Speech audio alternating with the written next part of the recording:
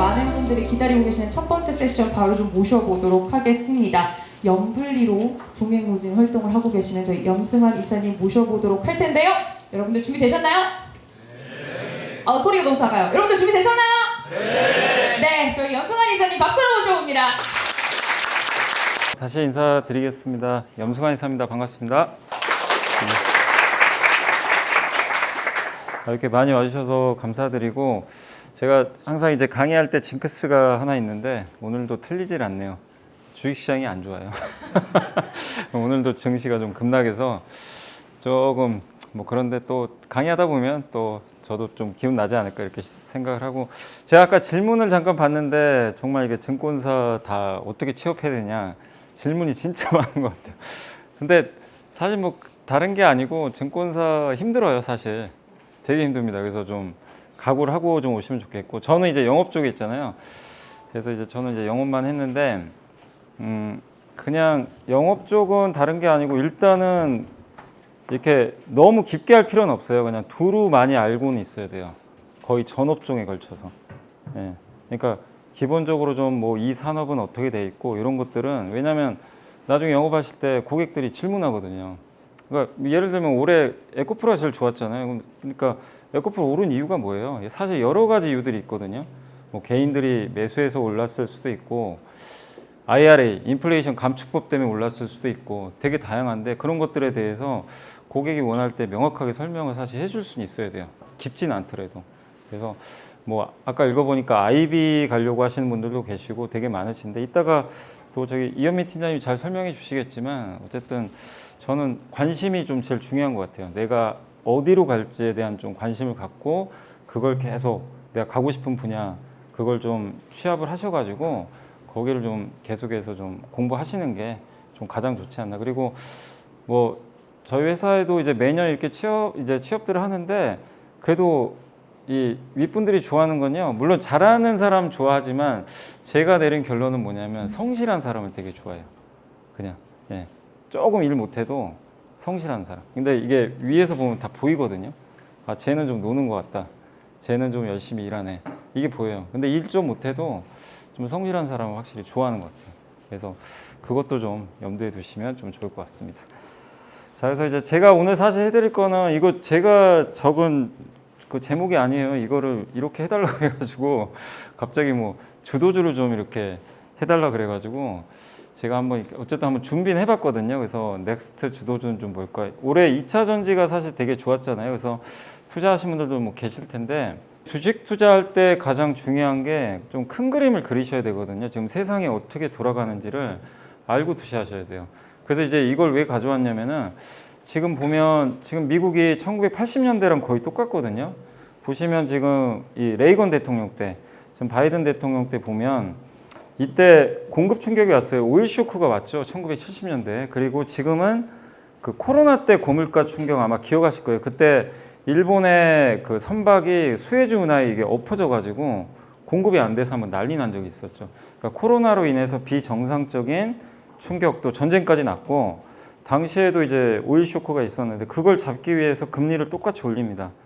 그죠? 지금도 뭐 금리가 많이 올라간 상태고, 또 한 가지 똑같은 게 보호무역주예요. 당시에 이제 미국은 무역 적자가 되게 심해가지고 독일과 일본을 굉장히 규제를 했거든요. 예. 주범이 이제 독일과 일본이었어요. 지금은 이제 중국이죠. 그래서 중국을 이제 그 견제하고 있고, 그러면서 공급망을 바꿉니다. 예. 근데 한 가지 좀 차이점은, 돈을 이제 풀곤 있는데 하나는 감세고 지금은 정부 투자예요. 원래 이제 미국의 공화당은 감세 쪽이고 이 민주당 같은 경우는 투자 쪽이에요. 그래서 이제 약간의 차이는 있는데 재정 확대라는 측면에서는 똑같아요. 그러니까 그때와 지금과 거의 좀 흡사하다고 좀 보시면 좋을 것 같아요. 그리고 이제 중국으로 좀 넘어가면, 그러니까 미국은 앞으로도 저 정책을 계속 이어나갈 거고, 중국은 아마 쌍순환이라고 많이 들어보셨을 거예요. 내순환, 외순환. 이게 이제 시진핑 주석이 2020년에 갑자기 이제 들고 나왔던 건데, 결국 핵심 뭐냐면은 이제 그 자립하겠다는 거예요. 중국이란 나라가 사실 기술력이 좀 부족하죠. 시장은 큰데. 그래서 제조 공장으로 그동안 좀 약간 저가 제품들을 많이 생산을 했는데, 그 역할에서 벗어나서 자체적으로 소비 시장 키우고 그 다음에 자립하겠다. 수입도 줄이겠다. 예, 수입 의존도를 축소합니다. 예, 자체 공급망. 그래서 반도체, 전기차 이런 산업에 이제 투자를 계속하고 있고 국제 순환은 뭐냐면은 자기네가 만든 이제 고부가 가치 기술을 수출하겠다는 거예요, 역으로. 예. 그러니까 이제 한마디로 선진국 되겠다는 얘기죠. 예. 근데 사실상 이게 말처럼 쉬운 건 절대 아닙니다. 근데 우리나라 입장에서는 되게 부담되는 게 우리가 주로 수출하던 거를 이제 자기네가 직접 만들겠다는 거예요. 굉장한 제조업 위기가 올 수도 있어요, 한국한테. 예. 이런 정책인데 이제 오른쪽에 보셔도 이제 좀 내용이 나와 있지만 이게 되게 좋죠. 중국 입장에서는 되게 좋은 내용이에요. 뭐 자급자족하고 뭐 소비 증가시켜서 단단한 대국을 만들겠다 이건데 현실은 쉽지가 않아요. 지금 반도체만 봐도 반도체 굴게 해가지고 반도체를 자기네가 다 만들려고 하는데 미국이 지금 견제를 하는 바람에 자금률이 7%밖에 안 돼요. 수요가 37%인데. 그러다 보니까 이제 이 반도체는 지금 점점 더 어려워지는 상황이고 근데 목표가 있으니까 계속 밀고 나갈 겁니다. 그리고 미국이 규제를 하니까 미국에서 이제 미국의 기업, 뭐 애플도 마찬가지지만 많은 기업들이 지금 중국을 빠져나가요. 예, 중국 회사들도 지금 힘들어하고 그러다 보니까 이 중국의 청년 실업률은 급증하고 있고 그러니까 말처럼 지금 쉽게 안 되는 거예요. 이게 만약에 미국과 중국이 이게 사이가 서로 좋았다면 80년대가 아니라 지금 뭐 이런 일들이 없었으면 중국은 아마 이 쌍순환으로 성장을 했겠죠. 근데 미국이 절대 도와주질 않습니다. 미국만 도와준 게 아니죠. 지금 주변국들은 다 미국 쪽으로 가 있죠. 네. 그러니까 중국은 지금 혼자 자립을 해야 돼서 어려운데 그러다 보니까 지금 소비와 투자가 계속 위축되는 그런 모습이 좀 나오고 있는 것 같아요. 그래서 중국도 되게 좀 어렵죠. 어려운 그런 상황이고 그리고 지금 투자 환경을 보시면 우리가 이제 여기도 주식 투자하신 분들이 많이 계실 거예요. 뭐 암호화폐 하신 분도 계셨을 거고 많이 계실 것 같은데 참 어려운 게 이게 이창용 총재가 했던 얘기거든요. 지금 보면 우리나라가 GDP 대비해서 가계부채가 되게 좀 많거든요. 지금 100%가 넘어요.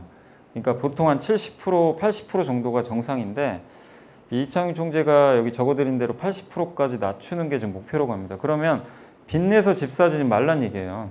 자꾸 이제 요즘에 또 부동산 가격이 막 올라가요. 그러니까 이제 또 젊은 분들이 2년 전에 영끌해가지고 한번 큰 실패를 봤는데 또 그 조짐이 보이니까 이제 이창용 총재는 이제 머리 아픈 거죠. 저러면 안 되는데. 지금 빚이 많은데 이거 줄여야 되는데 이게 빚이 많으면 줄일 때 다 고통스럽습니다. 예, 행복할 사람은 없어요. 빚 줄이는데. 예, 모두가 고통을 조금 수반해야 되는데 지금 부동산이 또 슬금슬금 오른단 말이에요. 그러다 보니까 이 또 신용이 늘어날 수밖에 없고 이제 그런 걸 좀 걱정하는 거예요. 근데 저는 뭐 미래가 어떻게 될지 모르지만 옛날과는 다르거든요. 그러니까 우리가 투자하는 환경도 지금 바뀌었어요. 아까 미국, 중국도 바뀌었지만 우리 한국도 바뀌었고 우리가 투자하는 환경이 그동안은 고성장 환경이었다면 저성장으로 바뀌었고요. 지금은 저물가가 아니라 고물가 시대예요. 그리고 저금리가 아니라 금리가 높습니다. 예. 그리고 신용을 사실 줄여야 되는 단계예요. 예. 근데 이런 단계에서 주식 투자해서 수익 나기가 쉽지가 않아요. 옛날처럼.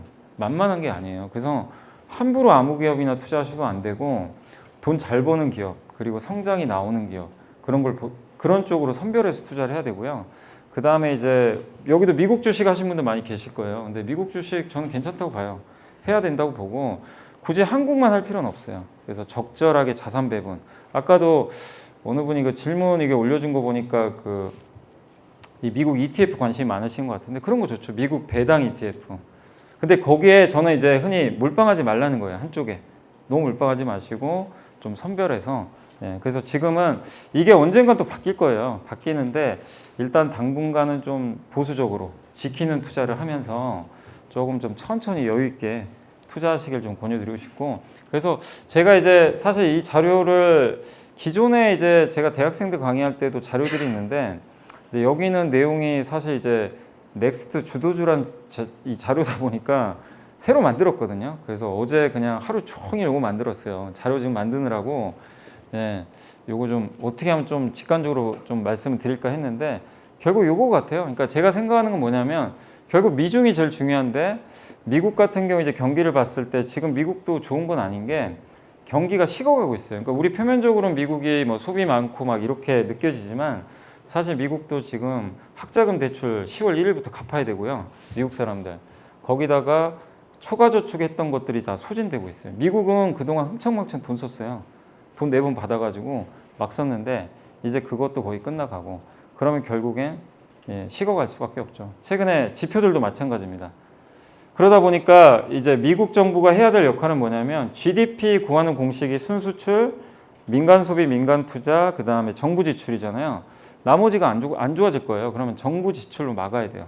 그래서 이 3대 정부 투자 지출, 뭐 인프라 투자 법안, 반도체법, 그 다음에 인플레이션 감축법, 요 3개로 계속 밀어붙일 겁니다. 그래서 정부 지출은 늘어나지만 소비는 조금 둔화할 수 있다. 이걸 좀 보시면 되겠고, 중국은 아시겠지만 구조적으로 지금 힘들어요. 인구는 줄고 미국은 견제하고 돈은 빠져나가고 부동산은 되게 힘들고 이런 상황에서 함부로 부양하기가 힘들어요. 그래서 지금 중국 정부가 해야 될 거는 부양은 할 거예요. 이 부양이라는 게 경기를 막 이렇게 하는 게 아니라 방어. 너무 안 좋은데 이걸 좀 막아주겠다. 이런 이제 부동산 부양이 지금 나오고 있고, 또 한 가지가 기술 굴기를 포기할 수가 없죠. 미국과 경쟁을 해야 되거든요. 시진핑 주석의 목적은 분명한 경제예요. 옛날에 그 덩샤오핑 아시죠? 덩샤오핑은 도광량이라고 어둠 속에서 자기 실력을 감추는 거예요. 이제 기르는 건데, 그런 정책으로 미국 눈밖에 나질 않았어요. 근데 시진핑은 달라요. 딱 중국몽이라고 얘기를 했어요. 중국이 세계 1등 되겠다. 이렇게 얘기를 했기 때문에 시진핑은 이제 미국과 대결하겠다는 거예요. 근데 미국과 대결할 때 그냥 아무것도 없이 대결하는 무기가 있어야죠. 그게 기술이에요. 그래서 배터리는 장악을 했는데 반도체는 못했어요. 그래서 아마 계속 할 겁니다. 이게 실패를 해도 꾸준히 할 거예요. 그래서 부동산 규제는 완화하면서 소비 부양은 하겠지만 이번에도 55조 원 반도체 펀드 조성한다 그러더라고요. 그러니까 이 방향 끝까지 간다. 그럼 여기서 관통하는 키워드가 결국 뭐냐면 투자하겠다는 거예요. 계속 첨단 산업이나 이런 쪽에 대해서는 투자. 그 여기에 관련된 기업들은 좋을 수밖에 없죠. 이게 일시적인 게 아니라는 거죠. 그리고 이제 우리 한국 같은 경우는 가계부채 많고 탈세계화, 공급망 변화 이런 것 때문에 되게 힘들어요. 힘든데 다만 지난 2년 동안 제조업 경기가 되게 안 좋았는데 최근에 지표 보면 조금씩 돌아서거든요. 그래서 수출은 바닥 찍고, 그러니까 여기서 수출 경기를 너무 걱정할 필요는 없어요. 조금씩은 이제 살아난다. 이렇게 좀 봐주시면 좀 좋을 것 같고, 그리고 우리나라도 지금 해야 될 게 결국 요 초격차로 가야 됩니다. 예. 중국이 우리나라 거 다 만들잖아요. 뭐 반도체 빼고는 다 만든다고 보시면 돼요. 여기서 그냥 가만히 있으면 우리도 도태되는 거죠. 그래서 지금 정부도 보시면 반도체, 2차전지, 바이오, 우주항공, 로봇, AI까지 적극적으로 지금 육성을 하려고 해요. 이 방향으로는 갈 수밖에 없는 거죠. 그러니까 이제 모두가 다 이런 이제 기술, 뭐 첨단 산업, 투자 이쪽에 방점이 찍혀 있다. 이걸 누가 주도하느냐? 국가가 주도하는 거예요. 예. 근데 거기에 수혜를 받는 기업들은 같이 좀 성장을 하겠죠. 그래서 큰 그림으로 보면 이제 주식시장은 당분간은 좀 박스권, 연말까지는 2,500에서 한 2,800 보고 있고요. 다만 지금 반도체 경기는 거의 저점에서 돌아서니까 지금 2,500 초반에서는 저희는 뭐 주식 투자하는 것 자체는 그렇게 나쁘진 않다. 다만 종목을 잘 선정을 해야 되겠죠. 뭐 아무거나 하면 안 되고. 그래서 두 가지 포인트인데, 턴어라운드 하는 거, 내년에 좀 좋아질 거, 올해보다. 올해는 좀 안 좋지만, 그래서 대표적인 게 반도체, OLED, 또 조선, 또 인터넷 플랫폼 같은 기업들. 특히 이제 내년에 아마 그 금리 인하할 거예요. 내년 아마 2분기나 3분기에는 미국도 금리 인하 사이클 들어가고요. 그다음 우리나라도 비슷하게 들어갈 것 같은데, 그리고 또 내년에 우리 한국도 국회의원 선거가 있고 미국도 선거 있어요. 보통 선거 있는 해 시장이 나빴던 경우가 별로 없어요. 예. 그래서 아마 내년 주식시장은 개인적으로는 좀 좋게 보고 있어요.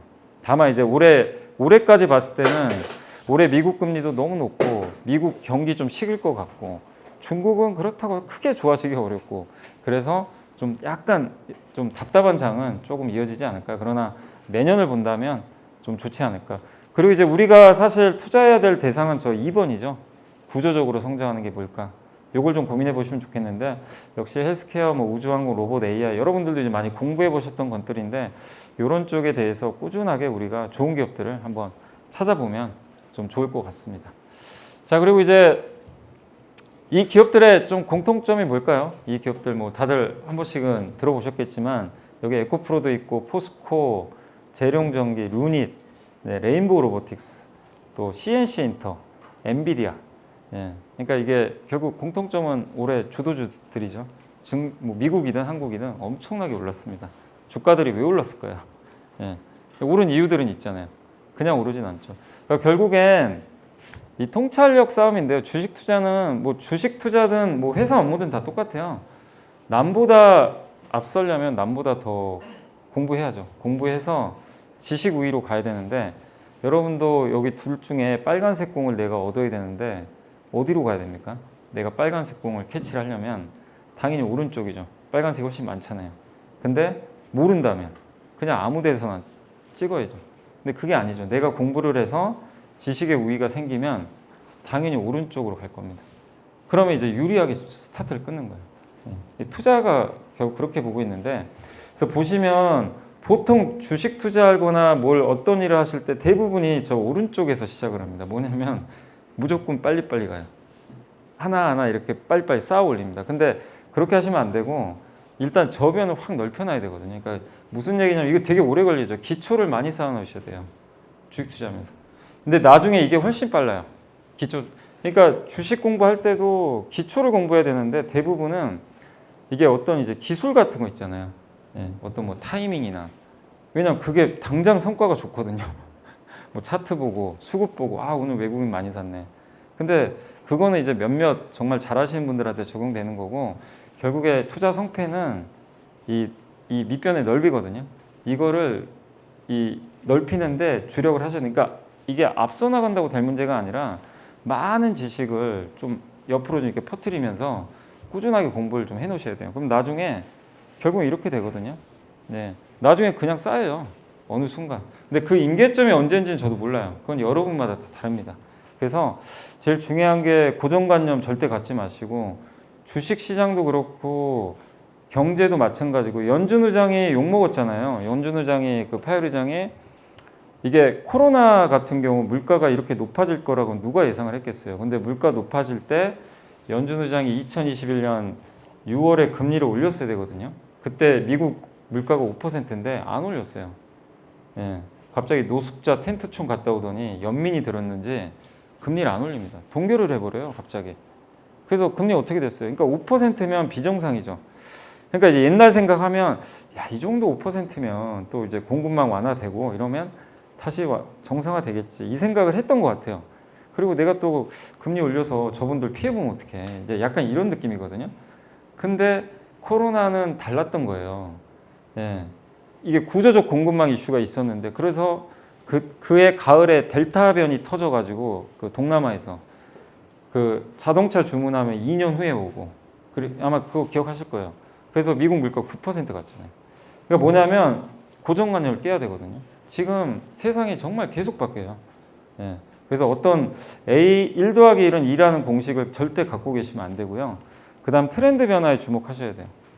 예. 이게 승부입니다. 그러니까 지금 세상이 어떻게 바뀌고 있고 지금 20, 30대 무슨 생각을 하고 있고 40, 50대 무슨 생각하고 있고 이런 것들을 계속 알고 있어야 되고 그래서 책도 봐야 되고 신문도 봐야 되고 증권사 보고서도 요즘에 네이버 들어가면 증권사 보고서들 많잖아요.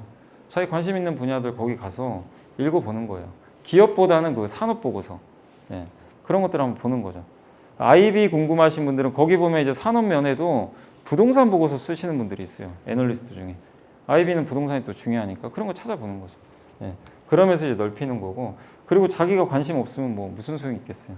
예, 호기심도 있어야 되고 그리고 마지막으로 이런 것들을 계속 이제 고민하면서 매일매일 생각하면서 마지막에 이제 자기가 합리적으로 추론을 해야 됩니다. 근데 이 과정은 이렇게 갔다 이렇게 올라가야 되는데 대부분 그냥 저렇게 빨리 가려고 그래요. 예, 그럼 오히려 늦어지니까 그건 좀 고민해 보시면 좋겠고 주가는 아마 이 공식 많이 아실 거예요. 주가는 EPS 곱하기 PER입니다. 그래서 EPS는 이제 매출에서 비용 빼면 이익이죠. 주당 순이익이니까 매출에서 비용 빼고 주식수로 나누면 돼요. 그 다음에 곱하기 PER입니다. 근데 여기서 중요한 게 뭐냐? 예, 여기 매출액 P 곱하기 단가 곱하기 수량이죠. 여기서 중요한 건 요거고요. 수량. 비용은 사실은 비용 절감해서 이익 증가하는 거 별 크게 저는 그렇게 중요하게 생각 안 하고 주주 환원은 많이 해주면 좋죠. 근데 이건 우리나라 잘 안 하잖아요. 그죠? 안타깝게도. 그렇지만 이제 미국은 이거 많이 하니까. 예. 그리고 저 오른쪽에 있는 건 인기도입니다. 인기도. 그러니까 사람들이 얼마나 이 기업을 자꾸 얘기를 하고 예. 이거에 열광하는지 그리고 성장성, 독점력, 예. 누구도 진입 못하는 금리가 또 낮으면 PER이 올라갑니다. 그러니까 이런 것들이 복합적으로 이제 곱셈을 해가지고 주가가 막 급등하기도 하고 급락하기도 하는 건데, 근데 이 중에서 저는 제일 중요한 게 기본적으로는 요거라고 생각해요. Q. Q가 수반이 안 되면 기업은 그러니까 이 Q가 성장이거든요. 예, 그래서 기업 가치 증가에 있어서 판매 증가, 신사업, 신시장, 주주환원 이런 것들이 결합되는 건데, 그건 제가 예시를 한번 들어볼게요. 요게 올해 사실 그 화장품 ODM이라고요. 화장품을 이제 이 기업들이 직접 만들어주죠. 제조회사인데 특히 CNC 인터는 한 4배인가 5배 올랐을 거예요. 왜 올랐냐 이거죠. 이 기업들은 왜?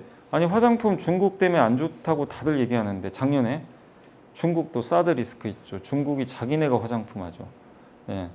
어떻게 보면 한국 화장품 이제 중간에 껴가지고 LG생활건강은 주가가 180만 원짜리가 40만 원까지 폭락을 했어요. 1년 만에. 그 와중에 왜 이 회사들은 주가가 이렇게 급등했냐 이거예요. 그럼 우리가 고정관념을 생각하면 화장품은 끝났다. 중국이 안 되니까 끝났어.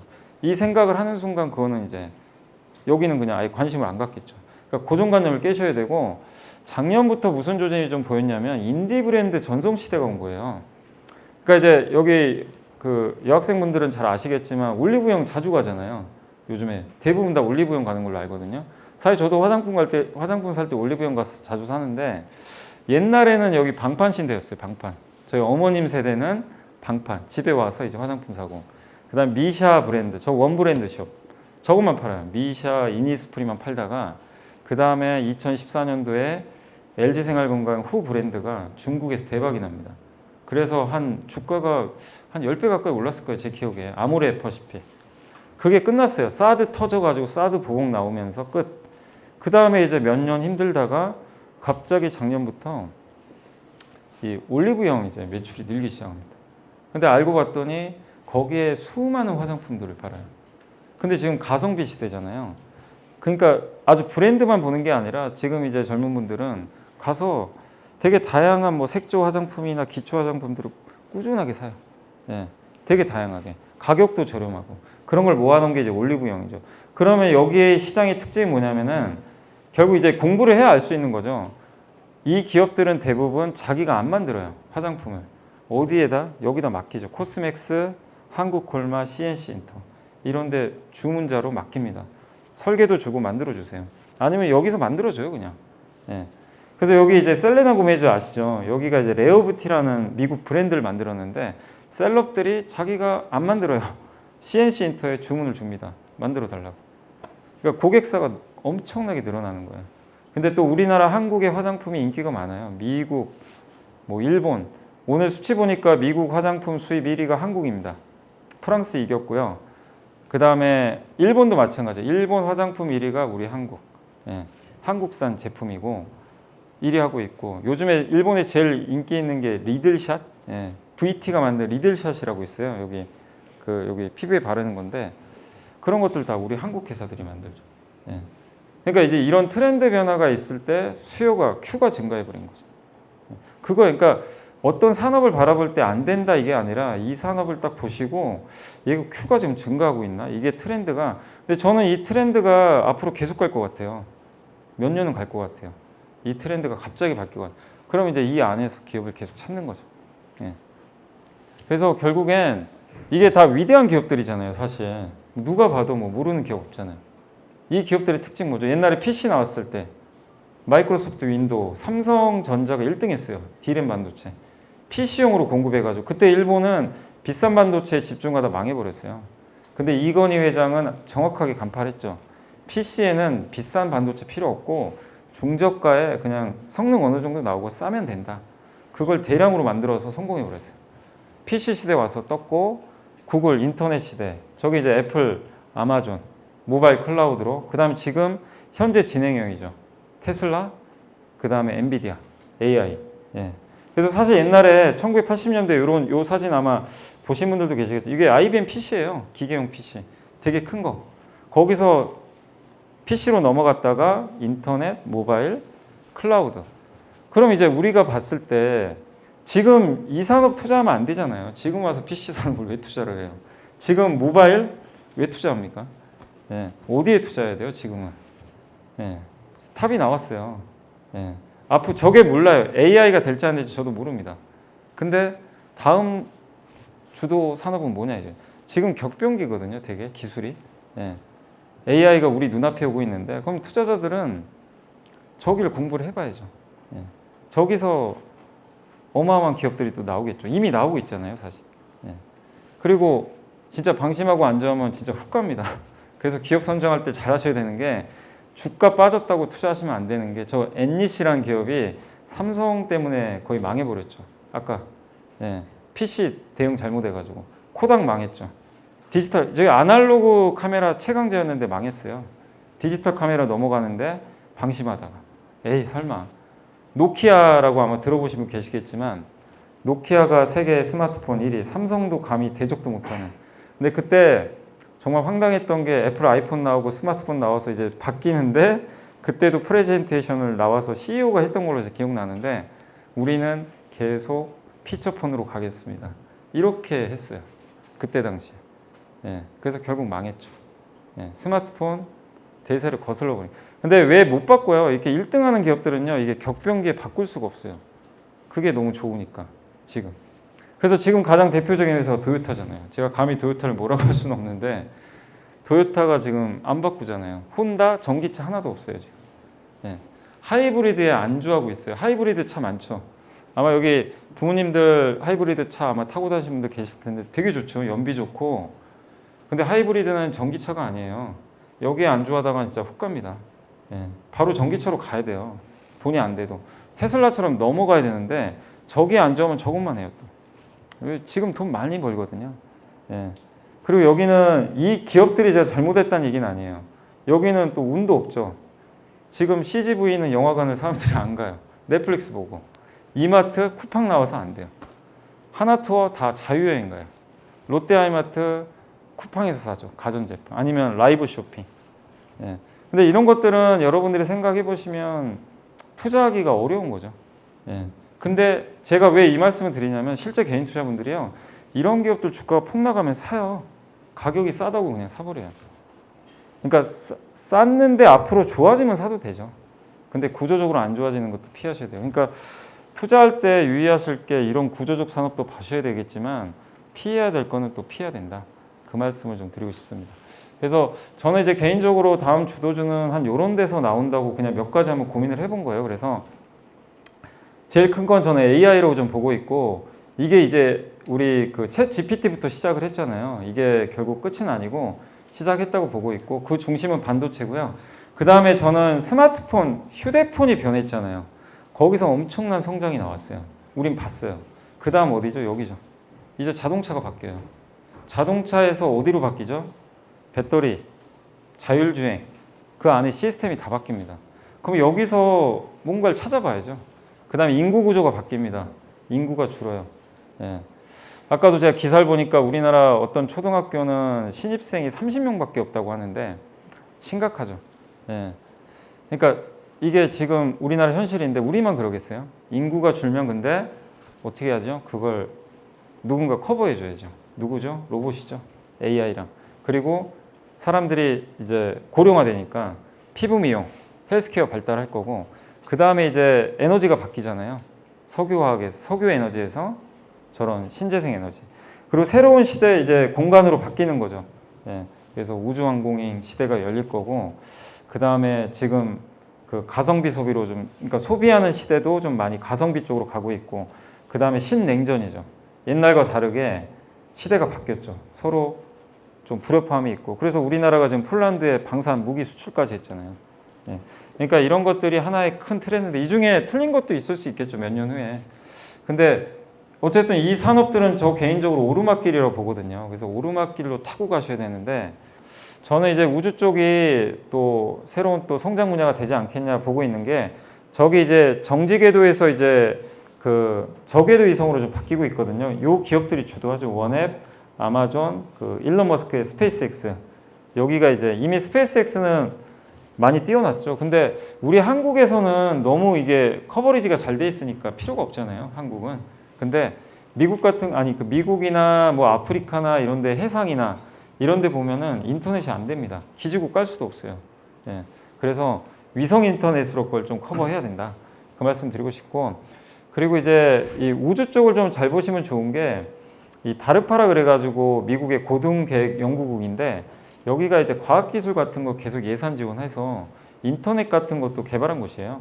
근데 여기가 내년도 예산 중에 늘어난 데가 여기입니다. 우주항공이 늘어났어요. 예. 작년엔 반도체였고. 예. 그래서 한번 주목해볼 만하다. 특히 이번에 왜 이게 늘어났냐면 제가 생각하기로는 미국이 좀 열받은 것 같아요. 그 인도 때문에. 인도가 그 저기 달 뒷면에 먼저 착륙해 버렸잖아요. 그 누구도 착륙 못했는데 그래서 약간 좀 지금 미국이 좀 자존심 상한 거 아닌가. 미국이 옛날에 소련한테 스푸트니크 혼가요? 그거 인공위성 처음 져가지고 그때 열받아가지고 그때부터 또 이거 만들었거든요. 그래서 이 다르파 수장이 초대 수장이 누군지 아세요? 다르파 초대 수장. 지금 우리나라에서 제일 인기 있는 영화 예, 있잖아요. 그 오펜하이머. 예, 거기 수장이에요. 초대 수장이. 그 사람이 이제 초대 수장으로 왔는데 그때 만든 배경 중에 하나가 이제 소련한테 진 거죠, 인공위성. 예. 근데 지금도 약간 이제 좀 약간 열이 받은 것 같아요. 인도 때문에. 예. 그래서 이제 주요 위성 인터넷 플레이어인데 뭐 원앱도 있고 스페이스X도 있고 이런 기업들이 이제 앞으로 계속 위성 쏘고 예, 저궤도 위성, 아니 중궤도 위성 할 텐데 가장 이제 주목받는 거는 저 스페이스X랑 원앱, 영국 회사, 아마존. 특히 아마존은 앞으로 3,236개 쏴야 돼요. 이미 신청을 해놔서 일단 쏴야 됩니다.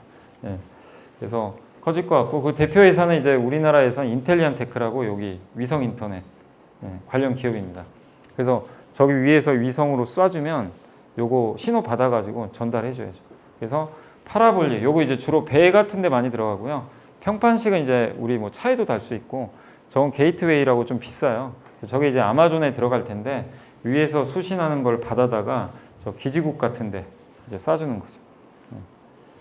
그리고 이제 마지막은 끝판왕은 근데 사실 제가 별 얘기를 다 했는데 이 모든 걸 다 한 거는 사실 테슬라입니다. 그냥 결론은 테슬라예요. 근데 사실 저도 옛날에는 테슬라가 너무 비싸고 저게 될까? 저도 솔직히 그랬어요. 저도 테슬라 생각하면 일론 머스크가 너무 개짜잖아요. 막 트위터 인수하는 것도 그렇고 야 저런 사람이 운영하는 회사를 왜 투자를 하지? 막 일단 그런 생각 한 적도 있었어요. 실제. 네, 저도 생각을 완전히 바꾼 게 자, 아직 다는 못 읽었는데 이번에 일론 머스크 지금 책 나왔잖아요. 저도 한 중간 정도 읽어봤는데 어쨌든 이 지금 인류를 화성으로 보내고 전기차를 만드는 사람한테 제정신이길 바라는 것 자체가 좀 이상한 것 같아요. 그게 예. 이 사람은 제정신은 아니에요. 그래서 세상을 바꾼 거고.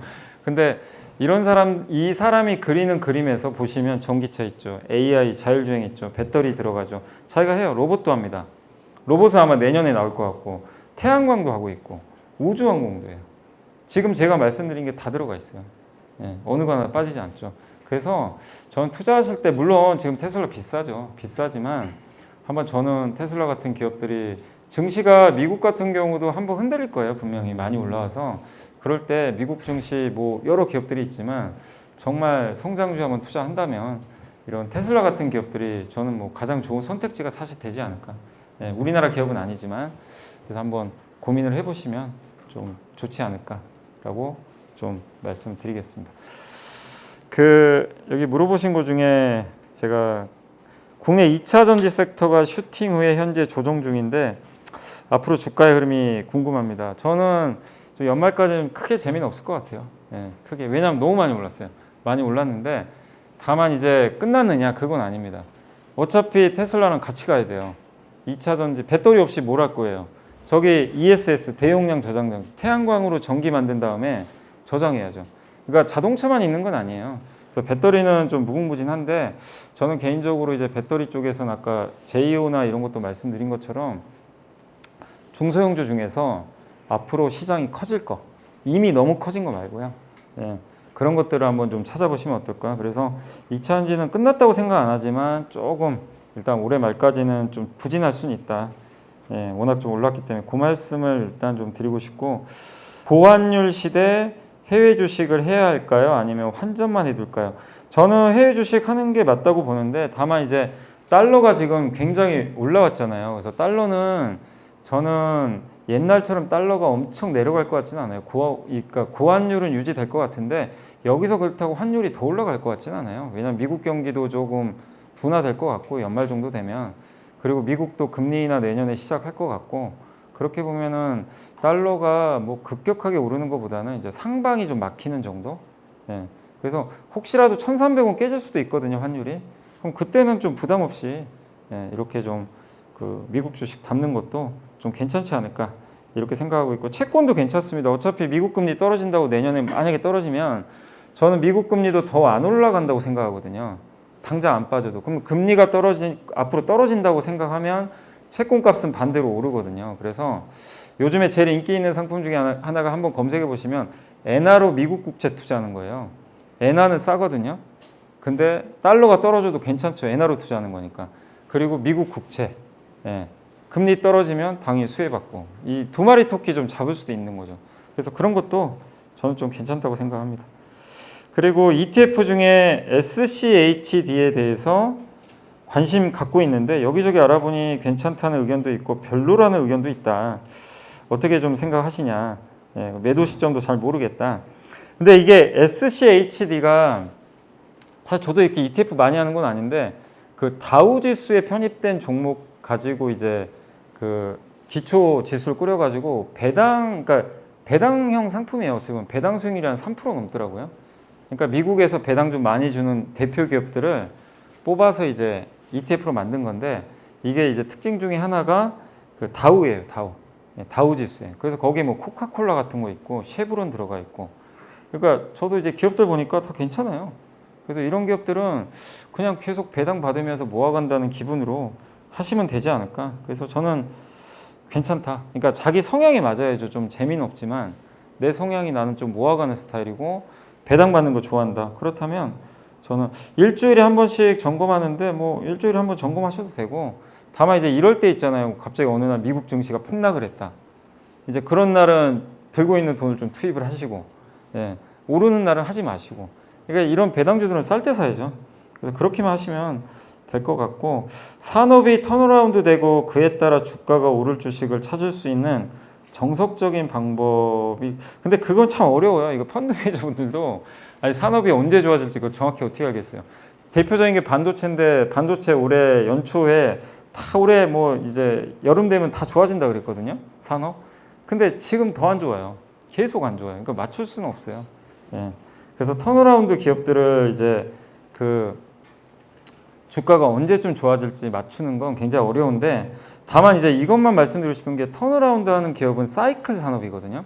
그러니까 아까 2차 전지나 뭐 여기 나온 이런 것들은 사이클 산업이 아니죠. 그냥 쭉 성장하니까. 이런 산업들은 좀 아닐 텐데, 우리나라의 대표적으로 뭐 정유, 석유화학, 철강, 그 다음에 아까 반도체도 사이클이에요. 이런 산업들이 이제 우리가 투자를 했을 땐 거기서 저는 사이클 만약에 턴어라운드 주식을 고른다면 무조건 저는 반도체예요. 왜 그러냐면 이거는 틀려도 결국에 회복이 되는 게, 내가 약간 좀 비싸게 사더라도요, 반도체는 다른 거랑 다르게 경쟁이 없어요. 그러니까 다른 산업도 보세요. 그 철강, 석유화 이런 것도 보면 경쟁사가 너무 많아요. 특히 중국이 다 대체하고 있어요. 그래서 업황 안 좋아지면요, 어디까지 빠질지 답도 안 나옵니다. 그리고 사이클 돌아서도요, 중국이 그냥 공급강이 또 만들어 버리면 답도 없어요. 근데 반도체는 어때요? 반도체는 삼성, 하이닉스, 마이크론 3사밖에 못하니까 과점화돼 있어요. 그래서 얘네들이 정말 안 좋으면 그냥 공급 다 줄여버리거든요. 이번에 줄였잖아요. 예. 그래서 투자하기가 되게 편해요. 반도체. 그래서 다른 업종 하지 마시고 만약에 내가 턴어라운드 할 거면 반도체만 파세요. 예. 주기적으로 이렇게 호황 왔다 불황 왔다 해요. 그래서 그 사이클이 있어요. 일정하게 공급감, 어느 회사가 먼저 이게 선빵 날립니다. 나 감산할게. 그럼 그때가 1차 바닥이에요. 항상 그래요. 그런데 그때보다 지금 훨씬 안 좋거든요, 오빠. 안 좋은데도 주가 지금도 안 빠져요. 그때 작년 10월에 그거 얘기 나왔을 때 삼성전자 주가가 51,000원. 지금 7만 원이에요. 근데 그때보다 업황이 안 좋은데 주가가 40% 올라가 있어요. 이게 말이 안 되잖아요. 예. 그리고 조심하실 건 너무 또 좋다고 할 때 도망가셔야 돼요. 반도체. 이 사이클은 그래서 어려워요. 근데 그러니까 반도체만 하시라고 전 말씀드리고 싶어요. 누구도 여기에 들어올 수가 없어요.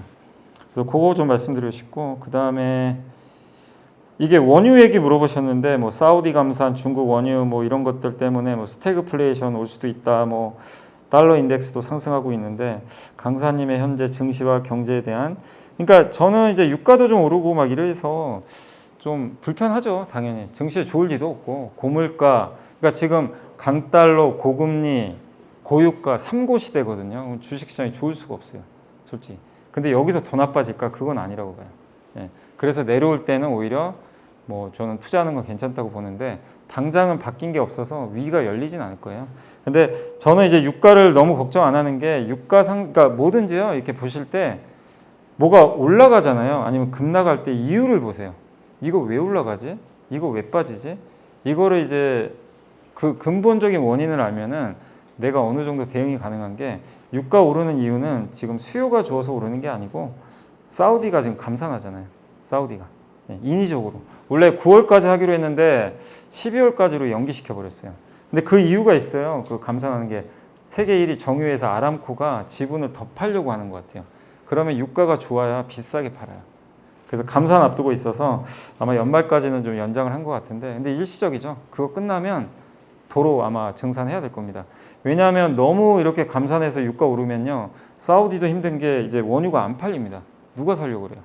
예, 수요가 안 나니까. 그래서 당분간 뭐 쉽게 빠지진 않겠지만, 그러니까 고유가 시대가 이어지지만 뭐 100달러, 뭐 120달러 이렇게 생각하지 마시고 한 80에서 90달러 정도 왔다 갔다 하는 그런 정도로 보시면 좀 어떨까라고 말씀을 좀 드리도록 하겠습니다. 자, 그래서 제가 해드릴 내용은 다 해드렸고 질문에 답이 됐으면 좋겠습니다. 자, 오늘 강의 잘 들어주셔서 감사합니다. 네, 여러분 박수 부탁드립니다.